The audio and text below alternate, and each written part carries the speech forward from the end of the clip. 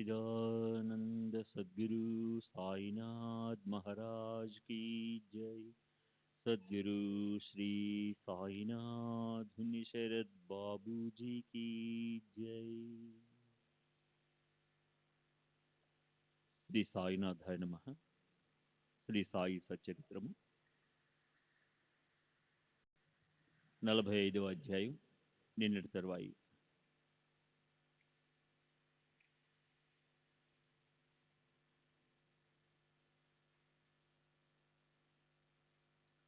ఆశ్చర్యకరమైన అనుభవాన్ని గమనించండి.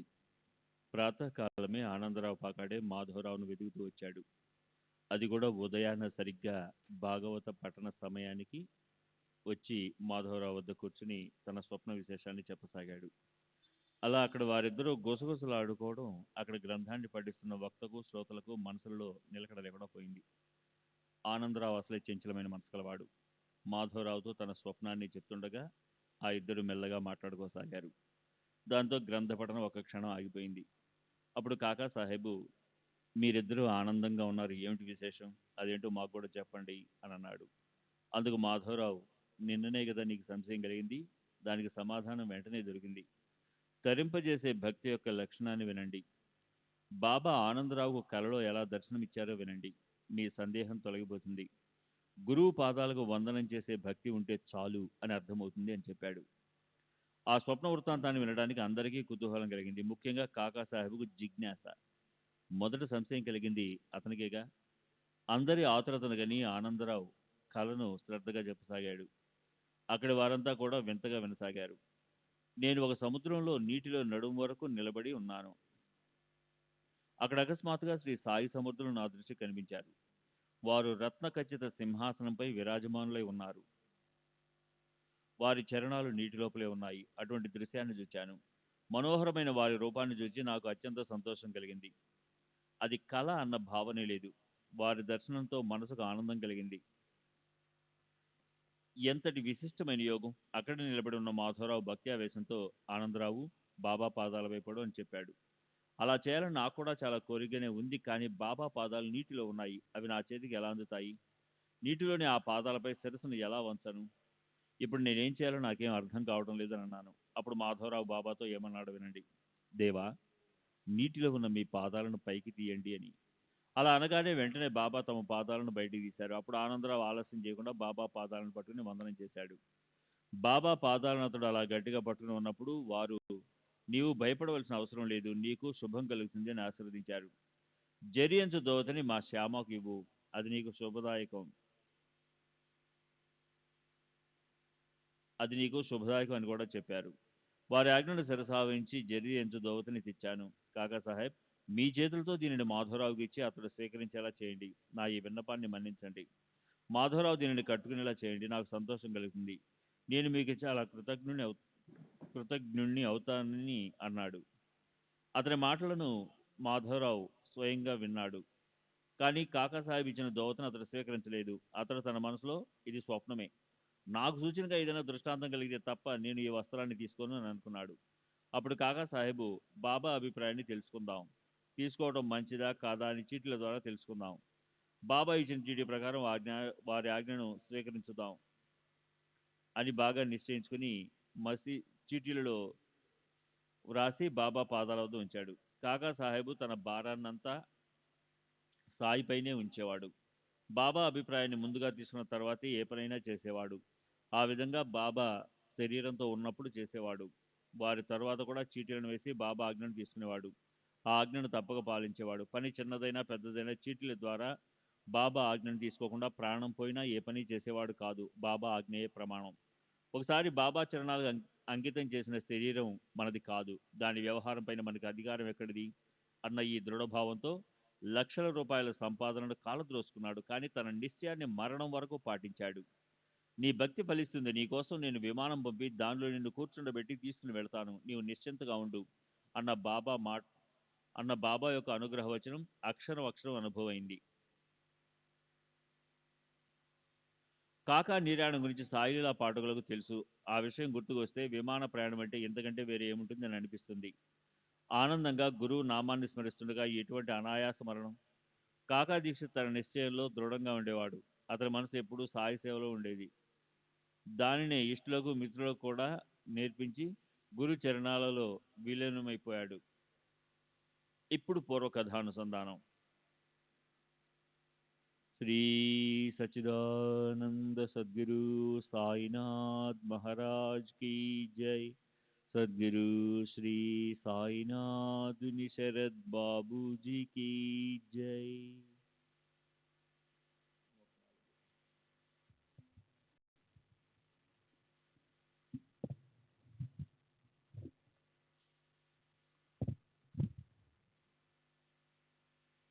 ఇప్పుడు పూర్వ కథానుసంధానం. ఆనందరావు మాధవరావు మాధవరావు ఇద్దరూ కాకా పైన ప్రీతితో చీటీల ఉపాయాన్ని ఒప్పుకున్నారు. వెంటనే చీటీలను వ్రాయించారు. ఒక చీటీలో దోవతిని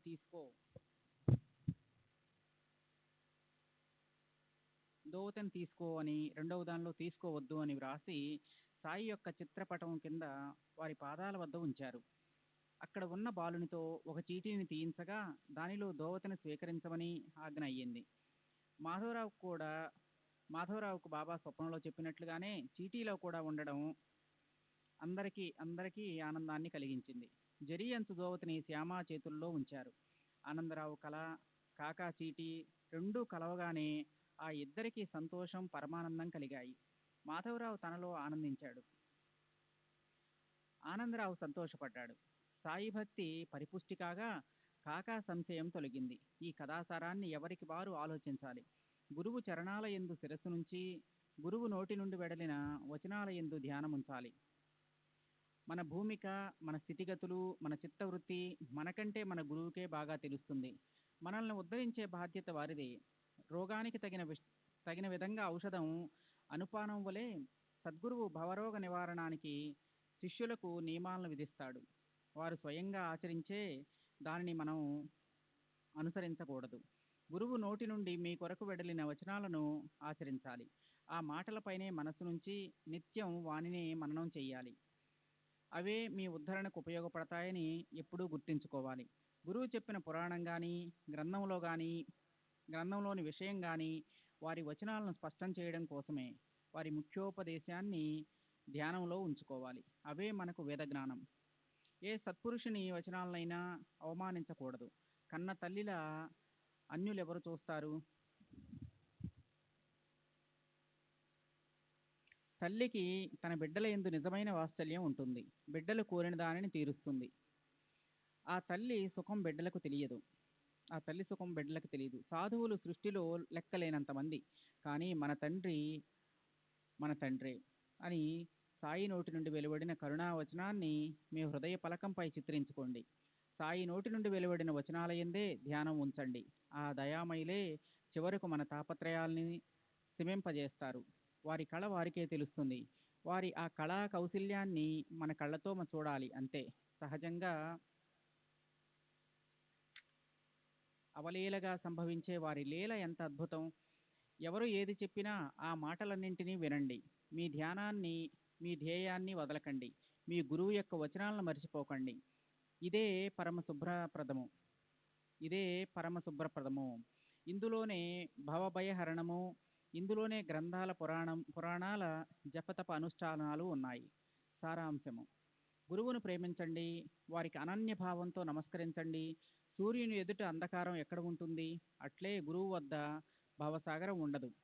సృష్టిలో దగ్గరలో కానీ, దూరంగా కానీ, సప్త సముద్రాలకు అవతల ఉన్నా, ఎక్కడ ఉన్నా సరే గురువు శిష్యుల యందు అత్యంత ప్రేమ కలిగి ఉంటారు. ఇలా వ్రాస్తూ ఉంటే ఒక కథ గుర్తుకు వచ్చింది. ఒకరిని చూసి మరొకరు అనుకరిస్తే ఆపదలు ఎలా సంభవిస్తాయి అని. ఒకసారి బాబా మసీదులో మహల్సాపతితో ఉండగా వారికి అకస్మాత్తుగా పూర్వం చెక్క పలకపై సేనించిన విషయం గుర్తుకు వచ్చింది. ఆ చెక్క సుమారు 1 అడుగు వెడల్పు ఉంటుంది. దానిపై పండుకోవడానికి దానికి 2 వైపులా పాత గుడ్డపీలికలను కట్టి మసీదు దూలాలకు అడ్డంగా వేలాడగట్టేవారు. చీకటిలో పడుకోకూడదని బాబా తల వద్ద, కాళ్ల వద్ద దీపాలను ఉంచి అవి రాత్రంతా వెలుగుతుండగా ఆ చెక్క పైన శయనించేవారు. ఆ చెక్క పలక వృత్తాంతాన్ని అంతా ఇదివరకే ఒక అధ్యాయంలో వర్ణించాను. ఇప్పుడు దాని మహత్యాన్ని వినండి. ఒకసారి బాబా ఈ చెక్క పలక గొప్పతనాన్ని వర్ణించగా కాకాసాహెబ్ దీక్షితునికి కలిగిన ఆ ఆలోచన వినండి. అతడు బాబాతో, మీకు ఆ చెక్క పలకపై శయనించాలని కోరికగా ఉంటే ప్రేమగా ఒక చెక్క పలకను వేలాడ కట్టిస్తాను. మీరు సుఖంగా పడుకోవచ్చు అని అన్నారు. బాబా అతనితో, మహల్సాపతిని కింద వదిలి నేను పైన ఒక్కడిని ఎలా పండుకోగలను? నేను కింద బాగానే ఉన్నాను అని జవాబిచ్చారు. అప్పుడు కాకా ప్రేమగా, మరొక చెక్క పలక కట్టిస్తాను. మీరు ఒకదానిపైన మహల్సాపతి, రెండవ దానిపైన శయనించండి అని చెప్పారు. ఆ మాటకు బాబా, అతడు చెక్కపై ఎలా పండుకోగలడు? శరీరంలో సుగుణ సంపద ఉన్నవాడే చెక్కపైన పండుకోగలడు. చెక్క పలక పైన పండుకోవడం అంత సులభమైన పని కాదు. నేను తప్ప ఎవరు దాన్ని నేను తప్ప ఎవరు దానిపైన శయనించగలరు? నిద్రను వదిలి కళ్ళు తెరుచుకొని ఉండగలవారే దానిపైన శయనించగలరు. నేను నిద్రించేటప్పుడు నా సన్నిధిలో నా గుండెపైన చేయి వేసి కూర్చుండమని అతనికి చెప్పాను. ఆ పని కూడా చేత కాలేదు. కూర్చున్న చోటే కురుకు తీస్తాడు. అతనికి ఆ చెక్క ఏం పనికిరాదు. ఈ చెక్క పలక నాకు మాత్రమే పక్క. నా హృదయంలో నామస్మరణ జరుగుతూ ఉంటుంది. అక్కడ చేతిని ఉంచి చూడు, నేను నిద్రిస్తే నన్ను మేల్కొల్పు అని అతన్ని ఆజ్ఞాపించగా, అతనికే నిద్ర వచ్చి అతని చేయి బరువెక్కి రాయిలా అవుతుంది. నేను భగత్ అని అనగానే అతని నిద్ర ఎగిరిపోయి ఆందోళన పడతాడు. నేలపైన సరిగా కూర్చోలేనివాడు, ఆసనంపై స్థిరంగా ఉండలేనివాడు, నిద్ర తమ కింకరుడైన ఆ నరుడు పైన ఆ నరుడు పైన ఎలా పండుకోగలడు అని అన్నారు. అలా బాబా భక్తుని పైన ప్రేమతో సందర్భానుసారం మన శక్తి కొలది మనం చేస్తూ ఇతరులను వారి వారి ఇష్టానుసారం చేయనివ్వండి అని చెప్పేవారు. సాయినాథుని లీల అగాధం కనుక హేమాడ్ వారి వారి చరణాలను ఆశ్రయించగా బాబా కూడా అతనిని తమ కృపతో ఆశీస్సులతో ఎప్పుడూ తమ స్మరణలో ఉంచారు. స్వస్తి శ్రీ సంత సజ్జన ప్రేరితము భక్త హేమాడ్ పంతు విరచితమైన శ్రీ సాయి సమర్థ సచరిత్రలోని శ్రీ గురుచరణ మహిమాను 45వ అధ్యాయం సంపూర్ణం. శ్రీ సద్గురు సాయినాథార్పణమస్తు. శుభం భవతు. శ్రీ సచ్చిదానంద సద్గురు సాయినాథ్ మహారాజ్ की जय. सद्गुरु श्री साईनाथुनि शरद बाबूजी की जय.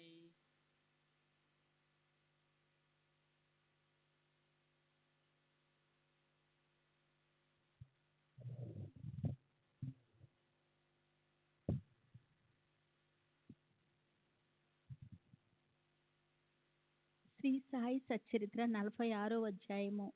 శ్రీ గణేశాయ నమః. శ్రీ సరస్వతాయ నమః. శ్రీ గురుభ్యో నమః. శ్రీ కులదేవతాయ నమః. శ్రీ సీతారామచంద్రోభ్యాయ నమః. శ్రీ సద్గురు సాయినాథాయ నమః. శ్రీ సాయినాథ, మీ చరణాలు ధన్యం. శ్రీ సాయి, మీ స్మరణ ధన్యము. శ్రీ సాయి, కర్మబంధాల నుండి విముక్తిని ప్రసాదించే మీ దర్శన భాగ్యం ధన్యం. ఇప్పుడు మీరు అదృశ్యంగా ఉన్న భక్తి భావం ఉన్న వారిలో సమాధిలో జాగృతంగా ఉన్న మీ జ్యోతి స్వరూపం వెంటనే అనుభవం అవుతుంది.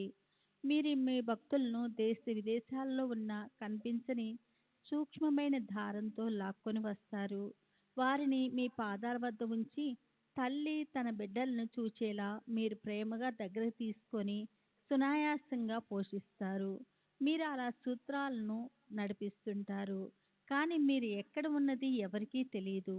కానీ మీరు భక్తుల వెనకే ఉన్నట్లు వారికి అనుభవం అవుతుంది. జ్ఞానులు, పండితులు, చతురులు అహంభావం వలన ప్రపంచమనే సుడిగుండంలో చిక్కుకుంటారు. కానీ అమాయకులను, అజ్ఞానులను, ఏమీ తెలియని వారిని మీ శక్తితో ఆడిస్తారు. లోపల నుండి అనేక లీలలను చేస్తూ పైకి ఏమీ అంటనట్లు కనిపిస్తారు. అంతా చేస్తూ నేనేమి చెయ్యను, నేను కర్తను కాను అని చెప్పుకుంటారు. మీ చరిత్రం ఎవరికీ అర్థం కాదు. అందువల్ల శరీరాన్ని, వాక్కును, మనసును మీ పాదాలు అర్పించి నోటితో నిరంతరము మీ నామస్మరణ చేస్తే పాప ప్రక్షాళనం అవుతుంది. కోరికలు గల వారి కోరికలను తీర్చి ఏ కోరికలు లేని వారిని ఆత్మానందాన్ని ప్రసాదిస్తుంది. ఇటువంటి మీ మధురనామము సద్భక్తులకు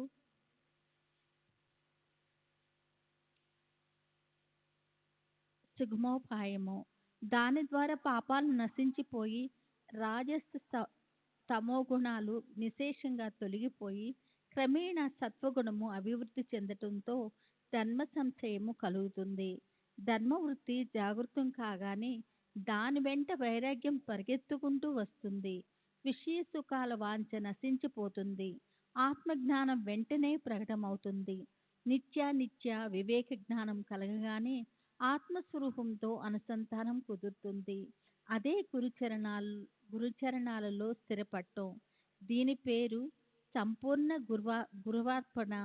మనస్సు సాయి పాదాలకు అంకితమైందని అనటానికి ఒకటే గుర్తు. సాధకుని మనస్సు శాంతినే కాంక్షిస్తుంది. అతని భక్తి పూర్తిగా వికసిస్తుంది. ప్రేమపూర్వకమైన గురుభక్తికి ధర్మము అని పేరు.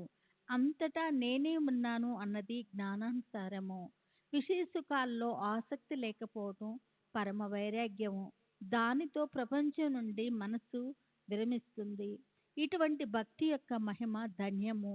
ఏకాగ్ర మనసుతో ఈ అనన్య భక్తిని సాధించిన వారి ఆధీనంలో శాంతి, విరక్తి, కీర్తి ఈ మూడు ఎప్పుడూ ఉంటాయి. ఇటువంటి గురుభక్తి ఉన్న వారికి ఏమీ లోటు ఉంటుంది? మనసులో దేనిని కోరినా అవి అప్రయస అప్రయత్నంగా లభిస్తాయి. ఇటువంటి భక్తి ఉన్న చోట బ్రహ్మస్థితి దాసి వలె ఉంటుంది. అక్కడ మోక్షాన్ని ఎవరూ ఖాతరు చేయరు. అట్టి వారి పాదాల వద్ద పుణ్యతీర్థాలు చేరుతాయి. గత అధ్యాయంలో దీక్షిత్తు భాగవతాన్ని పఠించటము, నవయోగుల యొక్క భక్తి వర్ణన, సాయి యొక్క పాద దర్శనము, సాయి భక్తుడైన ఆనందరావు పాకాడే తన స్వప్న వృత్తాంతాన్ని చెప్పటము మరియు సాయి యొక్క భక్తి వైభవాన్ని గురించి చెప్పబడింది.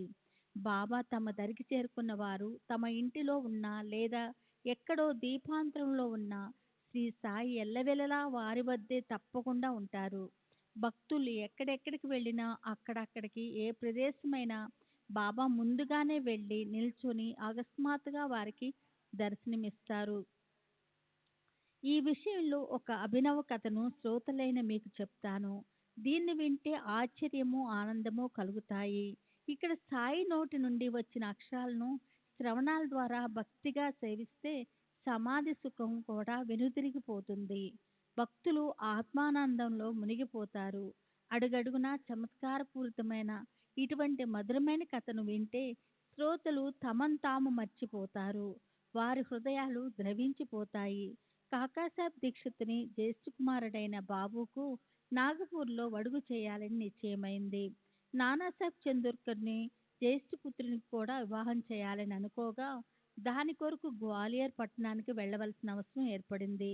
బడుగు కార్యం పూర్తయ్యాక గ్వాలియర్కు వివాహానికి రావటానికి కాకాకు అవరోధం కాకూడదని నానా ఆలోచన. నాగపూర్ నుండి గ్వాలియర్కు కాకాసాహెబ్ సావకాశంగా రావటానికి ఆ ఇద్దరికీ వీలుగా ముహూర్తాలు నిశ్చయించాడు. తర్వాత సాయిబాబా దర్శనానికి మరియు వివాహానికి ఆహ్వానించడానికి కూడా భక్త శ్రేష్ఠుడైన నానాసాహెబ్ ఎంతో ఉత్సాహంతో షిరిడీకి వచ్చాడు. కాకాసాహెబ్ అక్కడే ఉన్నాడు. నానా మసీద్కు వెళ్ళి చేతులు జోడించుకొని బాబాను వివాహానికి రమ్మని ఆహ్వానించాడు. అప్పుడు బాబా సరే శ్యామాను వెంట పెట్టుకుని వెళ్ళు అని చెప్పారు. కాకాసాహెబ్ కూడా బాబాను వడుగుకు రమ్మని ఆహ్వానించాడు. అతనితో కూడా బాబా అట్లే శ్యామాను వెంట పెట్టుకొని వెళ్ళు అని చెప్పారు. కాకాసాహెబ్ బాబా స్వయంగా రావాలని వారిని బలవంత పెట్టాడు. అందుకు బాబా వెంటనే కాశీ ప్రయాగ యాత్రలు త్వరగా చేసి శ్యామ కంటే ముందుగా వస్తాను, రావటానికి నాకేం ఆలస్యము అని జవాబిచ్చారు. ఈ మాటలను శ్రోతలు గుర్తుంచుకోండి. వాని అర్థాన్ని సాయి యొక్క సర్వవ్యాపకత్వాన్ని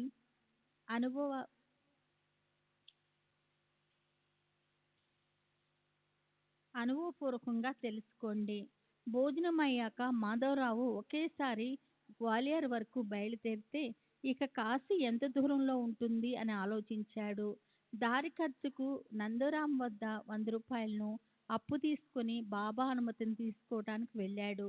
ఎంతో ఆదరపూర్వకంగా ఇప్పుడు వడుగు వివాహాల కారణంగా గ్వాలియర్కు వెళుతున్నాను కదా, కాశీ గయా యాత్రలు కూడా వెళ్ళటం మంచిదని నేను అనుకుంటున్నాను దేవా. మీ చరణాలకు నమస్కరించి వేడుకుంటున్నాను. మరి కాశీ గయ వెళ్ళరానా అని అడిగాడు. బాబా మాధవరావుకు సంతోషంగా వెళ్ళటానికి ఆజ్ఞ ఇచ్చారు. బాబా మరలా అతనితో నీవు అడుగుతున్న దానిలో అనుచితం ఎక్కడుంది? ఎందుకు అడుగుతున్నావు? ఏ కష్టం లేకుండా సహజంగా సంభవించే దాన్ని తప్పకుండా సాధించుకోవాలి అని చెప్పారు. అలా బాబా అతనికి అనుమతి ఇచ్చారు. మాధవరావును బండి తీసుకొని కోపర్గాం మార్గాన పడ్డాడు. అప్పుడు అప్పా కోతే కలిశాడు. అప్ప మనవరాలను తీసుకొని రావటానికి చాందవాడకు వెళుతున్నాడు. కాశీ యాత్రను గురించి విని టాంగాలు నుండి దూకాడు. కాశీ ప్రయాణానికి అతని వద్ద డబ్బు లేదు. అయినప్పటికీ మాధవరావు వంటి తోడును వదులుకోలేకపోయాడు. మాధవరావు ధైర్యం చెప్పాడు. ఇక అప్పాకు ఆలోచించవలసిన ఆలోచించవలసిందేముంది? ఆ అవకాశాన్ని తీసుకుని ఆనందంగా బండిలో కూర్చున్నాడు. అప్పా కోతే పాటేలు ధనవంతుడు. కానీ అప్పుడు చేతిలో డబ్బు లేనందువల్ల కాశీ ప్రయాణం ఆగిపోతుందేమోనని అతనికి పెద్ద చింత. చేజిక్కిన మంచి అవకాశాన్ని వదులుకోకుండా పుణ్యం సంపాదించుకోవాలి. పైగా మాధవరావు వంటి తోడు ఉన్నప్పుడు తన కోరికను తీర్చుకోవాలి అని అప్ప ఉద్దేశము. అతని బాధను గ్రహించి మాధవరావు అతనికి ధైర్యం చెప్పి అతని వెంట పెట్టుకుని వెళ్ళి కాశయాత్రను చేయించాడు. శ్రీ సచ్చిదానంద సద్గురు సాయినాథ్ మహారాజ్ కి జై. సద్గురు శ్రీ సాయినాథుని శరత్ బాబూజీకి జై. తరువాత వారిద్దరూ ఉపనయ శుభకార్యానికి నాగపూర్కి వెళ్ళారు. కాకాసాహెబ్ మాధవరావుకు దారి ఖర్చుకు 200 రూపాయలను ఇచ్చాడు. అక్కడి నుండి వివాహ సమారంభానికి గ్వాలియర్ వెళ్ళారు. నానాసాహెబ్ మాధవరావుకు 100 రూపాయలను ఇచ్చాడు. నానా వియంకుడు శ్రీమంత్ జటారు కూడా 100 రూపాయలను ఇచ్చాడు.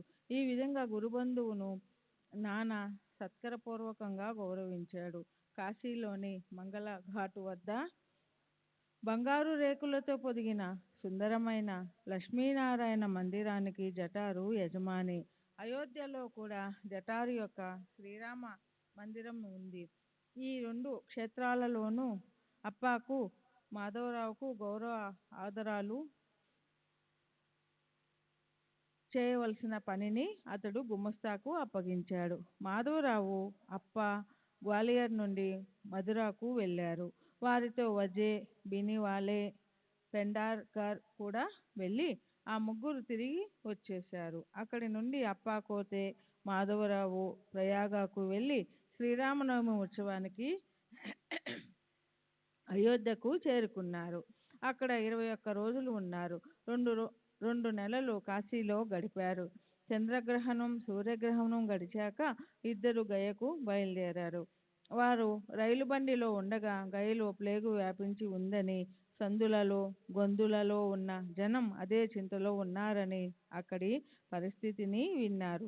రైలు గయా స్టేషన్లో ఆగేసరికి రాత్రైనందువలన ఇద్దరు అక్కడే ధర్మశాలలో విశ్రమించారు.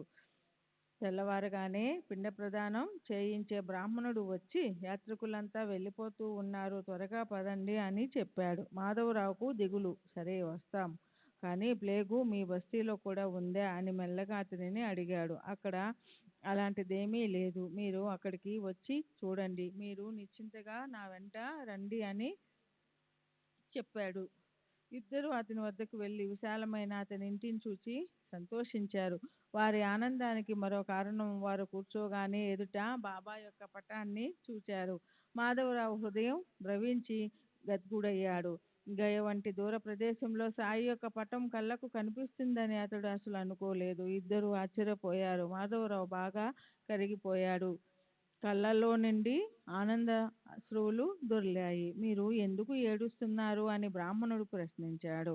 ఏ కారణం లేకుండా మాధవరావు ఏడుస్తూ ఉంటే బ్రాహ్మణునికి సందేహం కలిగింది. అతని మనసు వికలమయ్యింది. గయలో ప్లేగు ఉంది, యాత్ర చక్కగా జరుగుతుందా అని మాధవరావు చింతిస్తూ ఉన్నాడని అతడు బాధపడ్డాడు. ఇక్కడ ప్లేగు లేదని మీకు ముందుగానే చెప్పాను కదా, అయినా మీరు దుఃఖపడడం మాకు చాలా ఆశ్చర్యంగా ఉంది. మా మీద విశ్వాసం లేకపోతే మీరందరినీ అడగండి. మా మీద విశ్వాసం లేకపోతే వీరందరినీ అడగండి. ఇక్కడ మీకు వెంట్రుకవాసి అంత కూడా భయం లేదు, ఎందుకు కళ్ళ వెంట నీరు కారుస్తున్నారు అని అడిగాడు.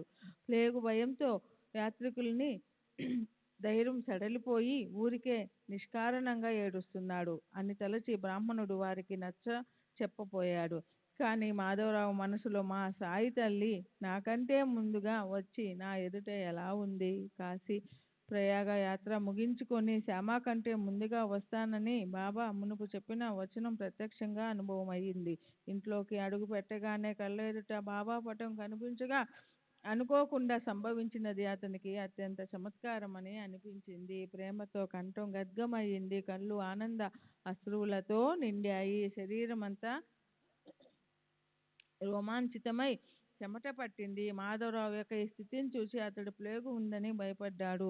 అందువలననే ఏడుస్తున్నాడు అని బ్రాహ్మణుడు మరో విధంగా తలచాడు. తర్వాత శ్యామ ఏ జిజ్ఞాసతో బ్రాహ్మణ్ణి, ఈ పటం నీకు ఎలా లభించింది? మొత్తం చెప్పు అని అడిగాడు. 12 సంవత్సరాల క్రితం జరిగిన విశేషాన్నంతా బ్రాహ్మణుడు మాధవరావుకు చెప్పసాగాడు.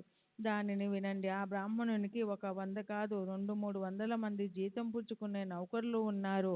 మన్మాడు మరియు పునతాంబలో ఉన్నారు. యాత్రికులకు సదుపాయాన్ని కలిగించడం అతని నిత్యవృత్తి. అతని వ్యవహారం అలా జరుగుతూ ఉండగా అతడు షిరిడీకి వెళ్ళాడు. సాయి సమర్థులు గొప్ప సత్పురుషులు అని విని వారి దర్శనంతో పునీతుడవ్వాలని అతని ఉద్దేశం. సాయిబాబా దర్శనం చేసుకొని వారి పాదాలకు వందనం చేశాక వారి పటాన్ని సంపాదించాలని అతనికి కోరిక కలిగింది. మాధవరావు వద్ద బాబా పటం ఒకటి గోడకు తగిలించి ఉంటే దానిని బ్రాహ్మణుడు కోరాడు. మాధవరావు బాబా అనుమతితో దానిని అతనికి ఇచ్చాడు. ఆ బాబా పటమే ఇది అని బ్రాహ్మణుడు ఇతడే అని మాధవరావుకు గుర్తుకు వచ్చింది. బాబా నన్ను ఇక్కడికే ఎలా పంపించారు? ఇంతకాలానికి ఈ కలయికను ఎలా సంభవింపజేశారు? వాస్తవానికి 12 సంవత్సరాల క్రితం జరిగిన దానిని ఎవరైనా ఎందుకు గుర్తుంచుకుంటారు? ఇది మనసుకు ఎప్పుడూ గుర్తుకు రాలేదు. బాబా యొక్క అగాధ లీల శ్యామను అక్కడికే పంపించి అక్కడే తమ దర్శనాన్ని కలిగించారు. బ్రాహ్మణుడు కూడా అత్యంత సంతుష్టుడయ్యాడు. తన దగ్గరున్న ఈ పటాన్నే సాయిబాబా ఆజ్ఞను తీసుకొని తాను ఇతనికి ఇచ్చానని శ్యామకు గుర్తుకు వచ్చింది. షిరిడీకి వెళ్ళినప్పుడు మునుపు ఇతని వద్దే బస చేశాను. ఇతడే బాబా దర్శనాన్ని చేయించాడు అని బ్రాహ్మణునికి గుర్తుకు వచ్చింది. ఒకరికి ఒకరు చేసుకున్న ఉపకారాలను తెలుసుకొని వారి చాలా సంతోషించారు. బ్రాహ్మణుడు శ్యామకు గయలో మంచి సదుపాయాలను చేశాడు. అతడికి ఎంతటి ఐశ్వర్యం అంటే ఏనుగులు అతని ఇంటి ముందు ఉండేవి. తాను పల్లకిలో కూర్చొని శ్యామను ఏనుగుపై కూర్చుండబెట్టాడు. పూజా సామగ్రిని వెంట తీసుకొని విష్ణు పాదాల వద్దకు వెళ్ళి దేవునికి అభిషేకం చేయించి యథావిధిగా పిండ ప్రదానం కూడా చేయించాడు. అటు తర్వాత బ్రాహ్మణ సంతర్పణ నైవేద్య సమర్పణ పూర్వకంగా భోజనంతో యాత్ర సంపూర్ణమైంది. ఇదంతా బాబా ఆనందంగా చేయించారు. బాబా యొక్క నోటి నుండి వెలువడిన మాటలు అర్థభరితం మరియు అవి అక్షరం అక్షరం అనుభవంలోనికి వస్తాయని ఈ కథ సారాంశం. బాబాకు భక్తులపైన అపారమైన ప్రేమ కూడా. బాబా ప్రేమ భక్తులపైన మాత్రమేనా? ఇతర ప్రాణులను కూడా వారు సమానంగా చూస్తారు. అన్ని ప్రాణులతో కూడా వారికి తాదాత్మ్యం. వారికి ప్రాణులపై చాలా ప్రేమ. లెండి నుండి మసీదుకి వచ్చినప్పుడు మామూలుగా దారిన నడుస్తూ ఉండగా ఎప్పుడైనా మేకల మంద కలిస్తే బాబాకు పరమ ఆనందం. అప్పుడు ఆ మొత్తం మంద వైపు తమ అమృత దృష్టిని ప్రసరింపజేసి వానిలో నుండి 1-2 మేకలను ఏరుకొని తీసుకునేవారు. వారి యజమాని అడిగినంత డబ్బును వెంటనే ఇచ్చి మేకలను కొండాజీ వద్ద ఉంచేవారు. అది వారి పద్ధతి. ఒకరోజు వారు 2 మేకలను 32 రూపాయల వెల చెల్లించి కొనుక్కొని వచ్చారు. అది అందరికీ ఆశ్చర్యాన్ని కలిగించింది. ఆ 2 మేకల పైన దృష్టి పడగానే వెంటనే వారి మనసులో ప్రీతి ఉత్పన్నమయ్యింది. వారి వద్దకు వెళ్ళి వాని వెన్ను తట్టారు. వాని పశు జన్మను చూసి సాయి సమర్థునికి జాలి కలిగింది. వారి పరిస్థితిని చూసి వారి మనసు కరిగి ప్రేమ ఉప్పొంగింది. వానిని దగ్గరకు తీసుకొని బాబా వానిని ప్రేమతో నిమిరారు. బాబా యొక్క వింత చర్యను గని భక్తులు ఆశ్చర్యపోయారు. వాని పూర్వజన్మలోని పరమ లోభం సాయిబాబాకు గుర్తుకు వచ్చి వానిపై ప్రేమ కలిగింది. వాని పూర్వజన్మలోని పరమ లోభం సాయిబాబాకు గుర్తుకు వచ్చి వానిపై ప్రేమ కలిగింది. వాని పశు జన్మను గని వారు కరుణతో కరిగిపోయారు. వాని ఖరీదు 2 రూపాయలో లేదో 3 లేక 4. బాబా 16 రూపాయలను ఇవ్వగా చూచి తాత్య చకుతుడయ్యాడు. వ్యాపారి అడిగినంత డబ్బు ఇచ్చి మేకలను ఖరీదు చేయడాన్ని ప్రత్యక్షంగా చూసి తాత్యతో పాటు మాధవరావు బాబా చర్యను దుయ్యబట్టారు. 2 రూపాయల వస్తువుకు 16 ఎందుకు ఇచ్చినట్లు? బాబాకు డబ్బు విలువ తెలియదా? అందుకే యథేచ్ఛగా ఏదో చేస్తూ ఉంటారా అంటే ఇది కూడా సరైన మాట కాదు. బాబా ఎందుకు ఇలా చేశారు అని ఇద్దరు చిరచిరలాడారు. బాబా ఎందుకు ఇటువంటి వ్యాపారం చేశారు? ఇదేం వ్యాపారం చేసే పద్ధతి అని ఇద్దరు బాబాను దూషించారు. అసలు బాబా ఎలా మోసపోయారు? ఆ వింత చూడడానికి అందరూ అక్కడకు పోగయ్యారు. ఏమాత్రం నష్టం కలగనట్లు బాబా తమలో నిశ్చింతగా ఉన్నారు. ఇద్దరు అలా కోపగిస్తూ దూషించిన బాబా కించెత్తైనా చెలించలేదు. సంతోషంగా ప్రశాంతంగా ఉన్నారు. తరువాత తాత్య శ్యామ వినయంగా ఆదరపూర్వకంగా 32 రూపాయలు వృధాగా పోయాయి కదా, ఇదేం ఉదార బుద్ధి అని అడిగారు. కేవలం డబ్బును గురించి ప్రశ్నను విని సాయి నవ్వుముఖంతో పిచ్చి జనులారా, నేను మిమ్మల్ని ఎలా సమాధానపరచును అని తమలో తాము అనుకున్నారు. వారి శాంతి విలక్షణమైనది. వారి స్థైర్యం అనుప్రమాణమైన చలించలేదు. ఇదే పరమశాంతికి లక్షణం అని జనులందరూ ఆశ్చర్యపడ్డారు. క్రోధం అనేది లేకుండా పరమశాంతిని అనుభవించే వారిని, సర్వప్రాణులలోనూ భగవంతుని చూచేవారిని అవివేకం ఎలా తాకగలదు? వివేక దృష్టి గల సమర్థులు క్రోధాన్ని తమ ఎదుటకు రానివ్వరు. అనుకోకుండా అలాంటి సందర్భం వస్తే వారి శాంతి భూషణం తెరుచుకుంటుంది. నిరంతరం అల్లా మాలిక్ అని ధ్యానం చేసేవారి మహిమను నేను ఎంతని వర్ణించను? వారి చరిత్ర అగాధం మరియు గహనం, అతి పావనం, శుభప్రదం. శ్రీ సచ్చిదానంద సద్గురు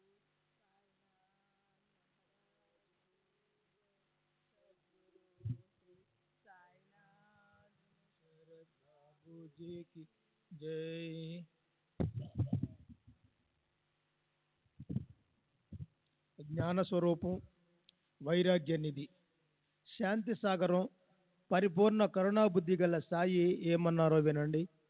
ఆ ఇద్దరి ఆగ్రహాన్ని గని బాబా వారితో, నేను ఉండటానికి ఇల్లు వాకిలి లేనివాడిని, నేను ఎందుకోసం డబ్బు పోగు చేసుకోవాలి? ముందు అంగడికి వెళ్ళి ఒక సేరు పప్పు కొనుక్కొని రండి. వానికి తృప్తిగా మెతపెట్టి వారిని మరలా గొల్లవానికి ఇచ్చివేయండి అని చెప్పారు. వారి ఆజ్ఞానుసారం వెంటనే పప్పుని తెచ్చి మేకలకు మేత పెట్టారు. ఇక ఆలస్యం చేయకుండా వారిని మరలా మందలోకి పంపించి వేశారు. సాయిబాబా మూర్తి భవించిన పరోపకారానికి ప్రత్యక్ష అవతారం. వారికి తాత్య, శ్యామ లేదా ఇతరులు సలహాలను సూచించేవారా? మేకలు ఎంతో సంతోషంగా పప్పు తిని తృప్తి చెందినట్లు కనిపించి బాబా వాని యజమానికి ఇచ్చివేయండి, మందలో విశ్రమిస్తాయి అని చెప్పారు. ఆ విధంగా రూపాయలకు రూపాయలు పోయినవి, మేకలు కూడా ఉచితంగా పోయాయి. తరువాత మేకల గత జన్మ గురించి బాబా వింతగా చెప్పారు. తాత్య వలనే శ్యామ కూడా ఆ ఇద్దరిపైన బాబాకు ప్రేమ. పూర్వజన్మ కథను ఆ ఇద్దరికి చెప్పారు. శ్రోతలు కూడా దానిని శ్రవణం చేయండి.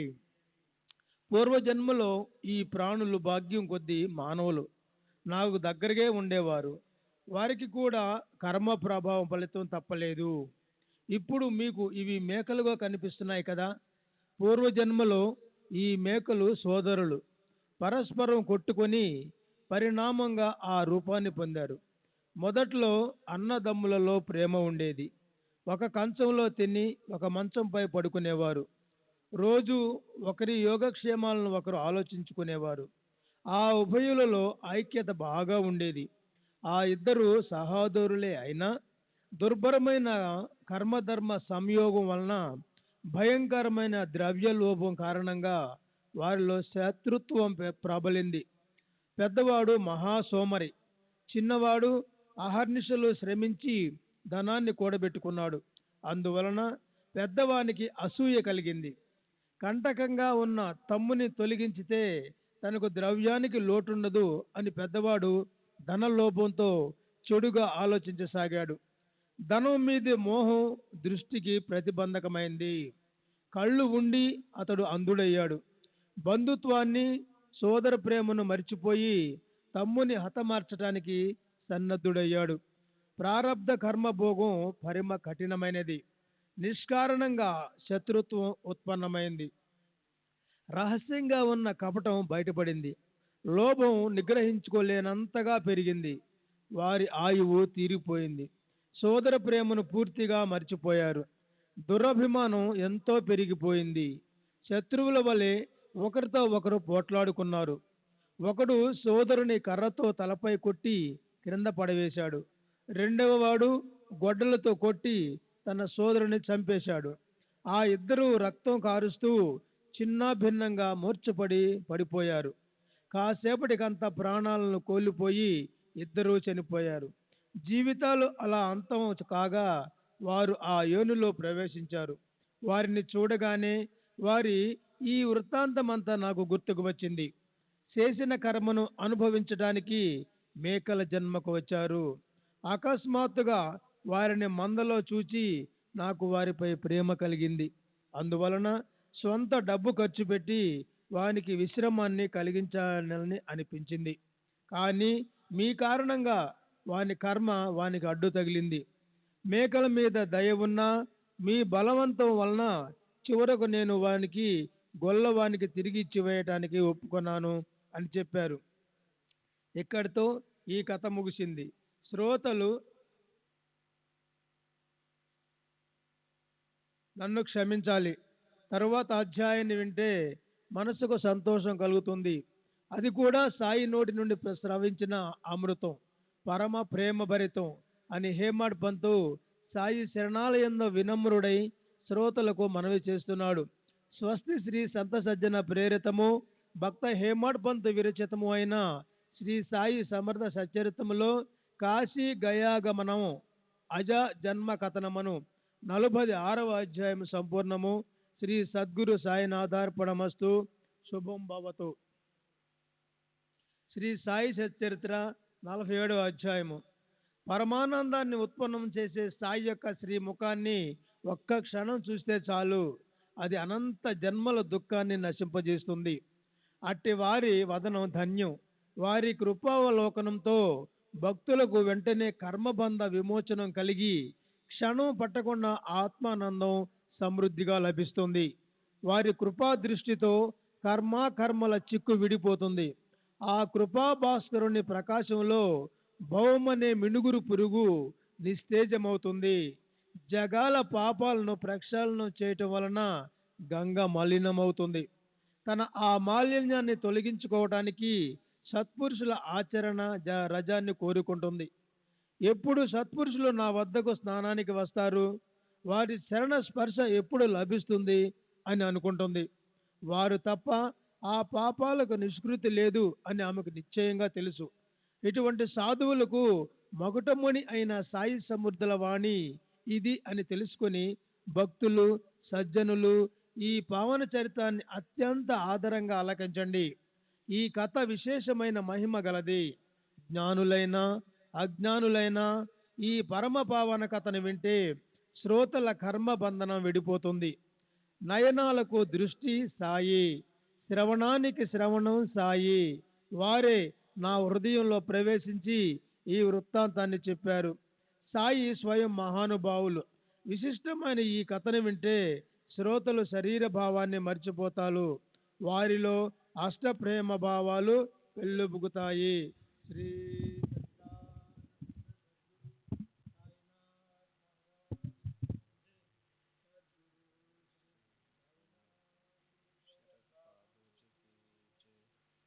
సాయి నోటి నుండి వచ్చిన ఈ కథలోని ఉద్దేశాన్ని శ్రద్ధగా తెలుసుకొని తాత్పర్యమందు దృష్టి ఉంచితే శ్రోతలు కృతకృత్యులవుతారు. కనుక శ్రోతలు నా మనవిని వినండి. నేను ఈ కథను చెప్పేవాడినే అయినా ఇందులోని సారాన్ని తెలుసుకోలేకపోతే నేను కూడా మీ వలనే రిక్త మనస్కుని. భక్తులపైని బాబా యొక్క ప్రేమను స్మరించుకుంటే మనసు తన మనోధర్మాన్ని మరిచిపోతుంది. ప్రపంచ బాధల నుండి ఉపశమనం కలుగుతుంది. ఇంతకంటే పరమలాభం మరేమిటి? పూర్వకథానుసంధానం. శ్రోతలు కథను శ్రద్ధగా సావధానంగా వింటే మనసుకు సంతృప్తి కలుగుతుంది.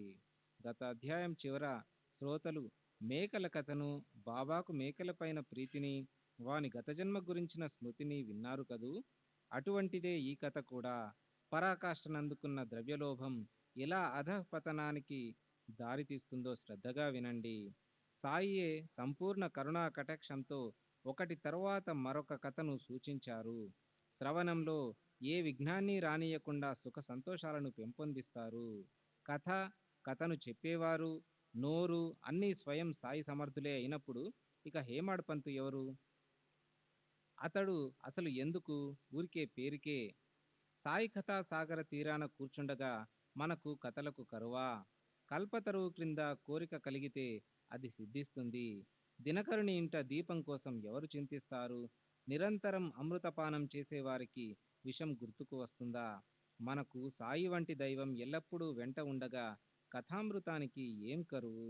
యథేచ్ఛగా ఆ సంతోషాన్ని అనుభవించండి.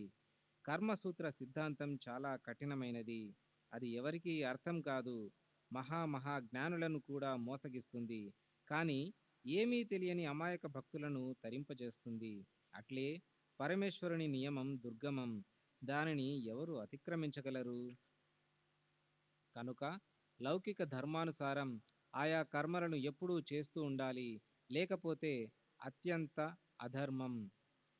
మరణం తర్వాత వారి వారి కర్మలను అనుసరించి తదనురూపంగా జన్మలను పొందుతారు. యథా కర్మ యథాశ్రుత శుక్రబీజ సమన్విత. వారి వారి కర్మానుసారం, జ్ఞానానుసారం కొందరు శుక్రబీజాలతో కలిసి యోని ద్వారా ప్రవేశిస్తారు. కొందరు స్థావరాలుగా జన్మిస్తారు. యథా ప్రజ్ఞహి సంభవ. వారి వారి బుద్ధిని అనుసరించి జన్మ. ఈ శృతి వచనానికి అర్థం ఎవరికి తెలియదు? జన్మను పొందాలి అనుకుంటే దానిని నచ్చిన విధంగా పొందాలి. శరీరాన్ని మరలా పొందాలని కోరుకునే మూఢులు, అజ్ఞానులు తాము ఆర్జించుకున్న దానిని అనుసరించే తమకు శరీరాలు ప్రాప్తిస్తాయని తెలుసుకోవాలి. అందువలన శరీరం నేలరాలిపోకముందే మానవ జన్మ యొక్క అమూల్య అవకాశాన్ని ఆత్మజ్ఞాన ప్రాప్తి వరకు జారవిడుచుకోని వారే జ్ఞానులు. వారే ప్రపంచ బంధనాల నుండి ముక్తులవుతారు. ఇతరులు ప్రపంచ చక్రంలో పడతారు. ఎప్పుడు శరీర బంధనం నుండి విడిపోరు. వారికి జన్మజన్మల యాతన తప్పదు. ఇప్పుడు ఈ కథలోని విశేషం. నేను శరీరాన్ని అన్న ధ్యాస, చెడు ఆలోచన తొలగిపోయి సాత్విక అష్టభావాలు ఉప్పొంగుతాయి. తమ వద్ద ఎంతో ధనమున్నా అత్యంత లోభ స్వభావం గలవారి జీవనం వ్యర్థం. అట్టివారు జీవితాంతం వ్యర్థమైన శ్రమను అనుభవిస్తారు. పైగా మనసులో శత్రుత్వ భావం ఉండటం ఎన్నడూ మంచిది కాదు. ఆ భావం రాకుండా మనసును నిగ్రహించుకోవాలి, లేదా అది జీవితాన్ని నాశనం చేస్తుంది. పరస్పర వైరం యొక్క పరిణామం ఉత్తమమైన జన్మ నుండి అధమమైన జన్మకు వెళ్ళటం. రుణం, శత్రుత్వం, హత్య, వీని ధర్మం ఇవి తీరే వరకు జన్మ పరంపర తప్పదు. ఈ విషయంలో సాయి నోటి నుండి వెలువడిన పరమపావనమైన అమృతవాణిని శ్రోతలకు చెప్తాను. సావధానంగా వినండి. సాయిమాత చెప్పిన ఈ కథను నేను విన్నది విన్నట్లు నాకు గుర్తు ఉన్నంత వరకు చెప్తాను. సాయి స్వయం చరిత్రకారులు. తామే కథను సవిస్తరంగా వ్రాసుకుంటారు. హేమాడ్ కేవలం నిమిత్ర మాత్రుడు. అతనిని నడిపించే సూత్రధారి సాయియే. ఒకరోజు ఉదయం 8 గంటల సమయాన నేను ఫలహారాన్ని సేవించి రోజులాగే బయట తిరగడానికి వెళ్ళాను. దారిన నడుస్తూ నడుస్తూ అలసిపోయి ఒక నదీ తీరానికి చేరుకున్నాను. కాళ్ళు కడుక్కొని స్నానం చేశాను. మనసుకు చాలా సంతోషం కలిగింది. ఆ నది ఎంత? ఈ రాహతా నది అంతే. రెండు తీరాలను తాకుతూ నీరు నిండుగా ఉంది. ఒడ్డున ఒక రకం గడ్డి చెట్లు ఉన్నాయి. అక్కడ కాలిబాట ఉంది. బండి వెళ్ళే దారి కూడా స్పష్టంగా కనిపిస్తూ ఉంది. నదీ తీరాన వృక్షాలు దట్టంగా ఉండటం వలన వారి నీడ కూడా బాగా ఉంది. చల్లని గాలి మెల్లమెల్లగా వీస్తూ ఉంటే మనసుకు చాలా ఆనందంగా ఉంది. చెట్లు గుంపుగా ఉన్న చోటును చూచి వాని నీడలో స్వేచ్ఛగా కూర్చున్నాను. చిలుంగొట్టం నింపాలని దానికోసం బట్టను తడపడానికి వెళ్ళగా అక్కడ బెకబెకమని చప్పుడు వినిపించింది. ఆ శబ్దం కప్పదే అయి ఉండవచ్చు అని నాకు అనిపించింది. నీరు ఉన్న చోట కప్పలు ఉండటం సహజం. ఇందులో విశేషం ఏముంది? బట్టను తడుపుకుని నేను తిరిగి వచ్చి చెకుముకు రాయిని చేతిలోకి తీసుకున్నాను. రాతు నుండి నిప్పు రవ్వ వచ్చి చిలుం వెలిగి తయారైంది.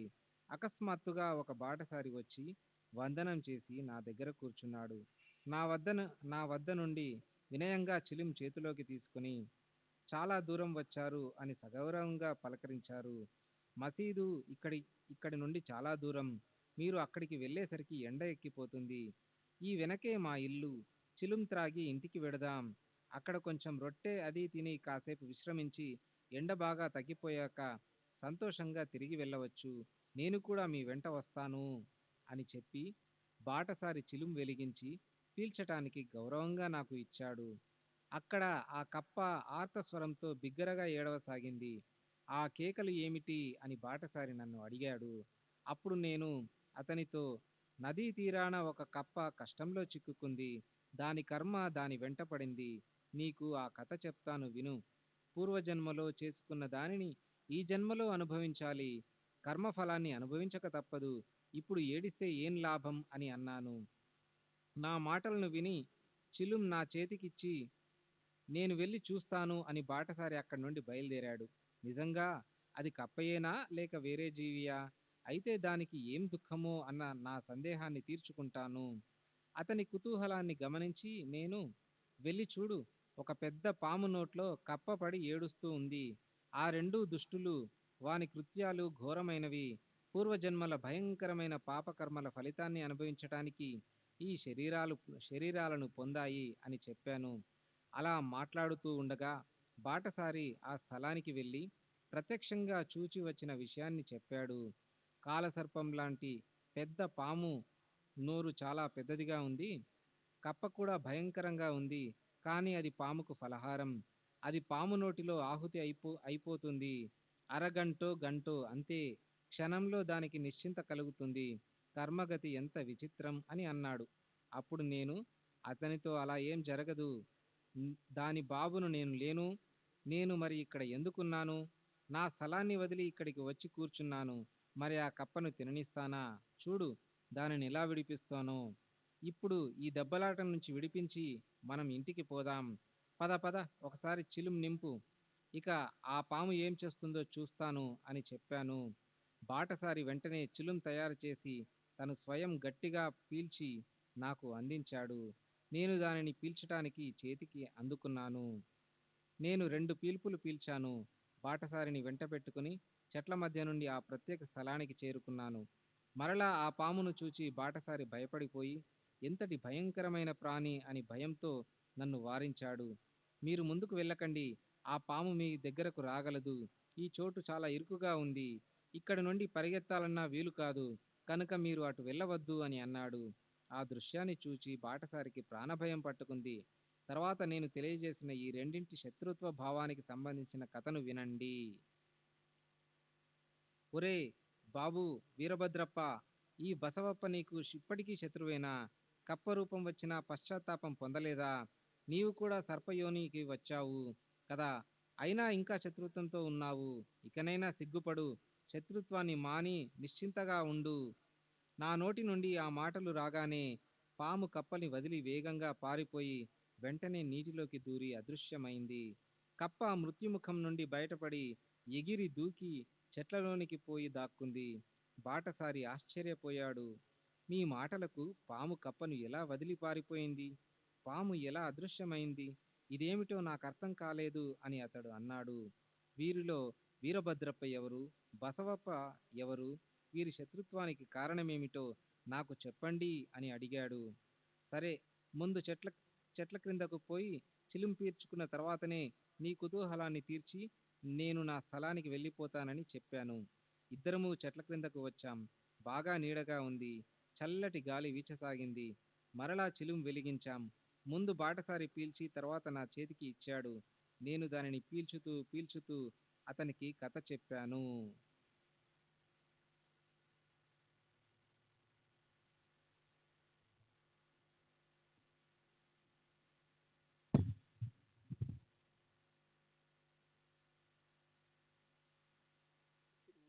सच्चिदानंद सद्गुरु साईनाथ महाराज की जय। सद्गुरु श्री సాయినాథ్ శరత్ బాబూజీకి జై. అతనికి కథ చెప్పాను. నేనున్న స్థలం నుండి రెండు కోసులు లేదా 3 కోసుల దూరంలో చాలా మహిమగల పురాతనమైన ఒక పవిత్ర స్థానము ఉండేది.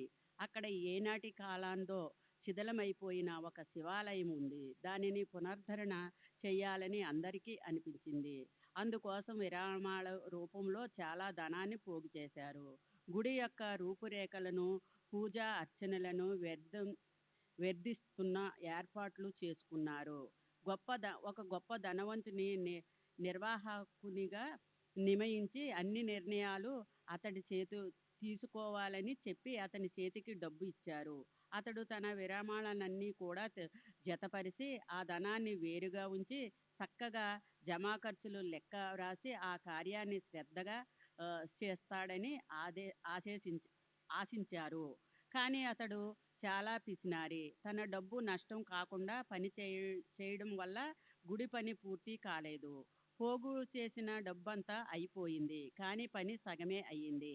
అయినా అతడు తన సొంత డబ్బు 1 పైసా అయినా ఖర్చు పెట్టలేదు. గొప్ప షావుకారు అయినప్పటికీ అతడు లోభత్వానికి పూర్ణావతారం. అతడు తిన్నగా మాట్లాడేవాడు, కానీ ఆ మాటలు కార్యానికి రూపం ఇవ్వలేదు. తరువాత అతని వద్ద డబ్బు పోగు చేసి ఉంచిన వారంతా సమావేశమయ్యారు. నీకు ఇంతటి ఐశ్వర్యముంది గాని ఏమి ప్రయోజనము? నీవు సహాయము చెయ్యకపోతే ఈ మహాదేవుని మందిరం ఎలా పునరుద్ధరింపబడుతుంది? ఆలోచించు. మేము మరలా ప్రజల వద్ద విరామాలు వసూలు చేసి ఆ డబ్బు కూడా నీకు పంపుతున్నాము. ఏ విధంగానైనా ఈ కార్యాన్ని పూర్తి చెయ్యి అని చెప్పారు. అట్లే మరలా డబ్బు పోగు చేసి అతని చేతికి చక్కగా అందించారు. అయినా దాంతో పని కాలేదు. ధనికుడు నిశ్చేతగా కూర్చున్నాడు. కొన్ని రోజులు గడిచాక దేవునికి ఏదైనా చెయ్యాలని అనిపించింది. అప్పుడు ఆ ధనికుని భార్యకు స్వప్న దృష్టాంతం కలిగింది. నీవైనా మేలుకో, దేవాలయానికి గోపురాన్ని కట్టించు. నీవు ఖర్చు పెట్టిన దానికి 100 నీకు నీ నీలకంఠుడు ఇస్తాడు అని మరునాడు ఆ దృష్టాంతాన్నంతటినీ ఆమె భర్త చెవిన వేసింది. అతనికి ఒక గవ్వైనా ఖర్చు పెట్టాలంటే ప్రాణాంతకము. అందువల్ల ఆ మాటలు అతనికి కోపోద్రేకాన్ని కలగచేశాయి. అహర్నిశలు ధనం పోగు చేయడమే తప్ప రెండో విషయం లేని వానికి ఈ స్వప్న దృష్టాంతం అంటే ధనవేశ్యం ఎలా నచ్చుతుంది? అతడు భార్యతో, నేను ఈ దృష్టాంతాన్ని నమ్మను, నాకు ఇలాంటి వాటిల్లో అసలు విశ్వాసం లేదు అని ఆమెను వేళన చేశాడు. వారి చిత్తవృత్తిని అనుసరించి జగత్తు వారికి కనిపిస్తుంది. తమది మొండి స్వభావం కావడం వల్ల ఇతరులు కూడా వారికి అలాగే కనిపిస్తారు. నా డబ్బు తీసుకోవాలని దేవుడికి ఉంటే నేను నీకంటే దూరంగా ఉన్నా ఆ కల నీకే ఎందుకు రావాలి? ఆ దృష్టాంతం నీకు మాత్రమే ఎందుకు కలగాలి? దేవుడు నాకు ఎందుకు చెప్పలేదు? దీని భావం నాకేమీ అర్థం కావటం లేదు కనుక నాకు నమ్మకం కుదరటం లేదు. కల అబద్ధమైనా అయి ఉండాలి, లేదా భార్య మాటల మధ్య తగువులాట పెట్టాలని ఆ ఈశ్వరుడు పన్నిన పన్నాగం అని నాకు అనిపిస్తుంది. ఆలయం యొక్క జీర్ణోద్ధరణ కార్యంలో నా సహకారము తక్కువగా ఉందా? నేను నెల నింపి పెట్టిన సంచులు ఖాళీ అవుతున్నాయి. డబ్బంతా ప్రజలు తెచ్చి ఇస్తున్నట్లే పైకి కనిపిస్తుంది, కానీ జమా ఖర్చుల వ్యాపార పద్ధతి నాకు చాలా నష్టం. ప్రజలకు ఇది తెలీదు. నీకు ఎలా తెలియచేయాలి? నీకు కలిగిన దృష్టాంతరం యథార్థమని అనుకోవడానికి లేదు. నిజమని అనుకుంటే మోసపోతాము. నిద్రాభంగమైనప్పుడు ఏవో కలలు కలుగుతాయి. వానిని ఎవరైనా యథార్థమని అనుకుంటారా అని ధనికుడు సిద్ధాంతాన్ని నిర్ణయించాడు. అతని మాటలు విని అతని భార్య భర్తకు జవాబు చెప్పక ఊరుకుండిపోయింది. ప్రజలు శక్తి కొలది డబ్బు సేకరించి సంతోషంగా తెచ్చి ఇచ్చేవారు. ప్రేమ లేకుండా బలవంతంగానో లేదా బాధపడతాను ఇస్తే దేవునికి ఇష్టముండదు. ప్రేమతో ఏ కొంచెమైనా ఇచ్చినా అది చాలా విలువైనది. డబ్బు పోగైనప్పుడు దేవాలయం పని జరగడం, డబ్బు లేనప్పుడు పని కూడా ఆగిపోవడం, అలా ఆ పనిని ఆలస్యం కాసాగింది. కానీ లోబి అయిన ధనికుడు తన సంచిలో నుండి 1 పైసా అయినా తీయడు. అతని భార్యకు మరలా కలిగిన దృష్టాంతాన్ని వినండి. దేవాలయానికి డబ్బుని ఇవ్వమని నీ భర్తను బలవంతం పెట్టకు. నీ శ్రద్ధాభక్తులు భగవంతునికి చాలు. నీకు ఇష్టమైతే నువ్వు హృదయపూర్వకంగా ఇచ్చిన ఒక పైసా అయినా సరే అది లక్షల విలువ చేస్తుంది. కనుక భర్తను సంప్రదించి దేవునికి ఇవ్వు. అనవసరంగా బాధపడకు. నీ మనసుకు తోచినంత ఇవ్వు.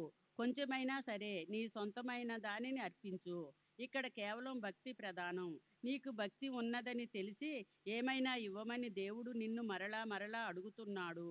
నీకు ఉన్న ధనాన్ని కొంచెమైనా సరే ఇచ్చి నీవు నిశ్చితగా ఉండు. భక్తి భావం లేకుండా ఇవ్వడం మంచిది కాదు. అది భగవంతునికి అసలు ఇష్టముండదు. శ్రద్ధ లేకుండా చేసే దానం మట్టితో సమానం. చివరకు అది నిష్ఫలం. ఇది త్వరలోనే అనుభవం అవుతుంది. ఈ దృష్టాంతాన్ని విని ఆమె తన తండ్రి ఇచ్చిన నగలను దేవునికి అర్పించాలని నిశ్చయించుకుంది. తరువాత తన నిశ్చయాన్ని భర్తకు తెలియజేసింది. అది విని భర్త తనతో క్రుద్ధుడయ్యాడు. లోభం ఉన్న చోట ఆలోచన ఎక్కడిది? అక్కడ దేవుడు, ధర్మం, ఆచారం అవి ఉండవు. ఏమిటి ఈమె తెలివి లేని ఆలోచన? ఈమె మతి భ్రమించింది. ఈమె నగలన్నిటినీ 1,000 రూపాయలకు విలువ కట్టి ఈమె పేరట దేవునికి భూమి అర్పించాలని అనుకున్నాడు. ఆమె నగలను తనే కోరుకున్నట్లు ఆ డబ్బుకు బదులుగా ఎవరిదో తన వద్ద తాకట్టుగా ఉన్న బంజారు భూమిని భార్యకి ఇచ్చాడు. ఆ భూమి సాగులేనిది. వర్షాకాలంలో కూడా అందులో ఏమీ పండదు. అలాంటి భూమిని ఈశ్వరునికి అర్పించుచు అని అన్నాడు. 1,000 రూపాయలు భూమిని దేవునికి దానం చేస్తే దృష్టాంతరములో చెప్పినట్టుగా దేవుడు ప్రసన్నమవుతాడు.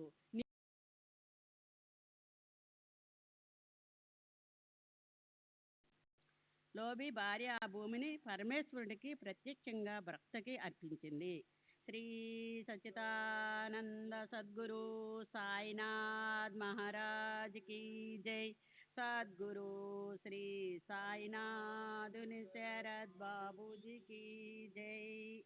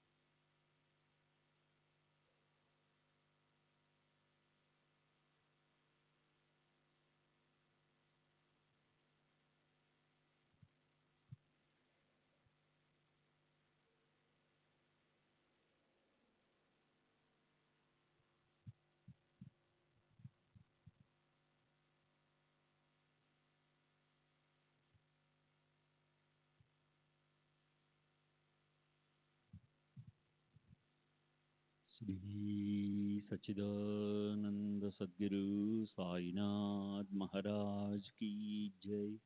సద్గురు శ్రీ సాయినాథ్ శరద్ బాబూజీ की जय. साई रहम नजर करना, बच्चों का पालन करना. साई रहम नजर करना, बच्चों का पालन करना. जाना तुमने जगत पसार, सब ही झूठ जमाना. जाना तुमने जगत पसार, सब ही झूठ जमाना, साये रहम नजर करना, बच्चों का पालन करना, साये रहम नजर करना, बच्चों का पालन करना। मैं अंधा हूँ बंदा आपका, मुझसे पद दिखलाना, मैं अंधा हूँ बंदा आपका, मुझसे पद दिखलाना, साये रहम नजर करना, बच्चों का पालन करना, साये रहम नजर करना, बच्चों का पालन करना। दास गणों कहे अब क्या बोलूं, थक गई मेरी रसना, दास गणों कहे अब क्या बोलूं, थक गई मेरी रसना, साये रहम नजर करना, बच्चों का पालन करना, साये रहम नजर करना, बच्चों का पालन करना। रहमो नजर करो अब मोरे साई, तुम बिना नहीं मुझे माँ बाप बाई, रहमो नजर करो मैं अंधा हूँ बंदा तुम्हारा, मैं अंधा हूँ बंदा तुम्हारा, मैं ना जानू, मैं ना जानू, मैं ना जानू,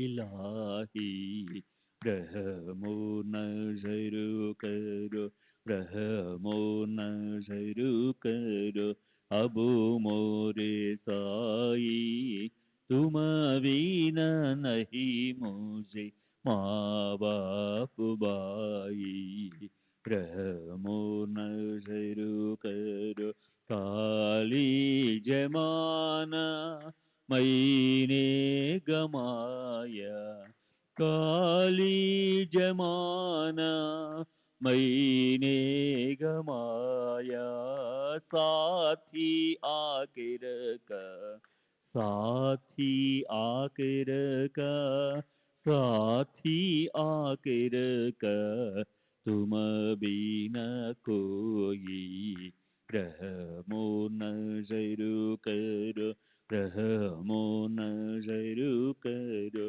अब मोरे साई, तुम बिना नहीं मुझे माँ बाप बाई, रहमो नजर करो अपने मस्जिद का झाड़ू गड़ो है, अपने मस्जिद का झाड़ू गड़ो है, मालिक हमारे, मालिक हमारे, मालिक हमारे, तुम बाबा साई, रहमो नजर करो, रहमो नजर करो अब मोरे साई, तुम बिना नहीं मुझे माँ बाप बाई,